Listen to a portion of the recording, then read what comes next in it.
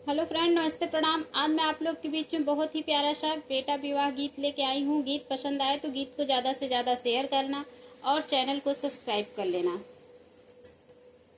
कवने नगरिया से आवै रे बरतिया, अरे कवने नगरिया भैली सो रे लालनवा, अरे कवने नगरिया भैली सोरा रे लालनवा। अवध नगरिया से आवै रे बरतिया, अरे जनक नगरिया भैली सोरा रे लालनवा, अरे जनक नगरिया भैली सोरा रे लालनवा। घोड़वा चढ़ल आवै दुलहे कवने राम, उलझी मऊरवा के छोपरे लालनवा, अरे उलझै मड़वना के छोपरे लालनवा। तनिए कदिया ना दिखावा मोरी धनिया, अरे रुझै मऊरवा के खोपरे लालनवा। तनिए कदिया ना देखावो मोरी धनिया, रुझै मऊरवा के खोपरे लालनवा।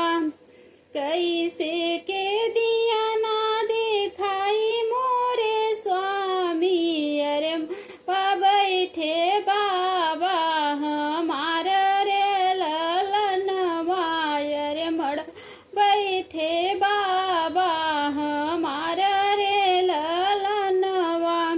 कैसे के दिया ना दिखाई मोरे स्वामी, अरे बैठे बाबा हमार रे लालनवा। एतनी वचन सुने दुलहे कवने राम, हंसी के बोलै मुस्काई रे लालनवा। एतनी वचन सुनै दुलहे कवने राम, हंसी के बोलै मुस्काई रे लालनवा। अरे दुल्हन से बोलै मुस्काई रे लालनवा। होत सबेरे धन डोलिया सजौबै, अरे डोलिया में लेबै बैठाई रे लालनवा। होत सबेरे धन डोलिया सजौबै, अरे डोलिया में लेबै बैठाई रे लालनवा।